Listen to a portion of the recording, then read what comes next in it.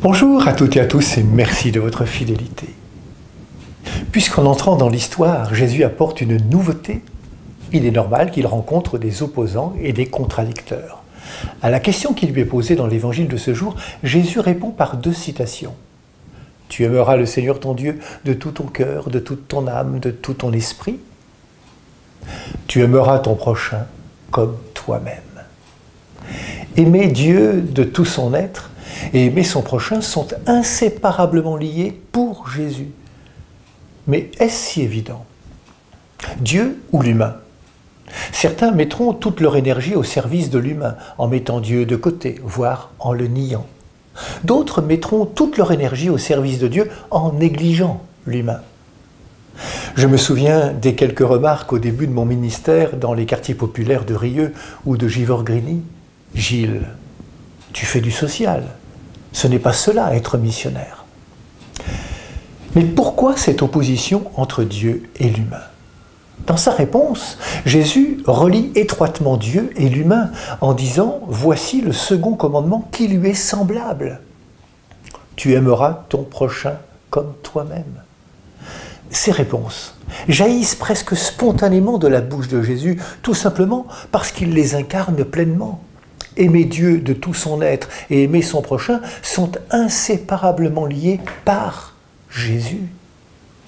Si nous méditons sur la croix de Jésus, nous découvrons que la verticalité nous parle de Dieu transcendant et l'horizontalité nous parle de Dieu incarné. Si nous nous disons chrétiens, nous n'avons pas à choisir entre Dieu et l'humain. En Jésus-Christ, tout est lié. Si nous nous disons chrétiens, il n'est donc pas question de choisir entre Dieu et l'être humain. On ne peut opposer Dieu à l'homme, ni l'homme à Dieu. Il n'y a pas de concurrence entre les deux amours. Ce que vous refusez au plus petit de mes frères, c'est à moi que vous le refusez. Qui n'aime pas son frère qu'il voit, ne peut pas aimer Dieu qu'il ne voit pas. L'amour de Dieu nous tourne vers l'humain et la création tout entière. C'est dans l'esprit que nous devons aimer.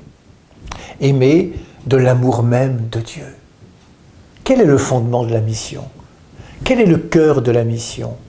Quelles sont les attitudes vitales de la mission? Quels sont les bénéficiaires de la mission? Jean-Paul II affirmait dans son encyclique Redemptor Hominis, l'homme est la première route et la route fondamentale de l'Église.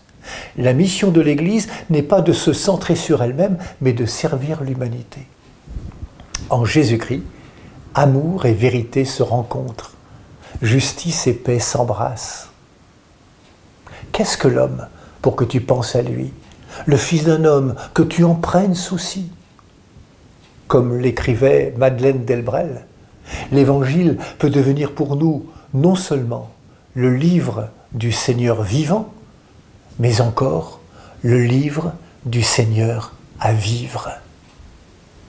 Bien-aimés, aimons-nous les uns les autres, puisque l'amour vient de Dieu. Celui qui aime est né de Dieu et connaît Dieu. Celui qui n'aime pas n'a pas connu Dieu, car Dieu est amour. Bonne journée à toutes et à tous, prenez bien soin de vous et des autres.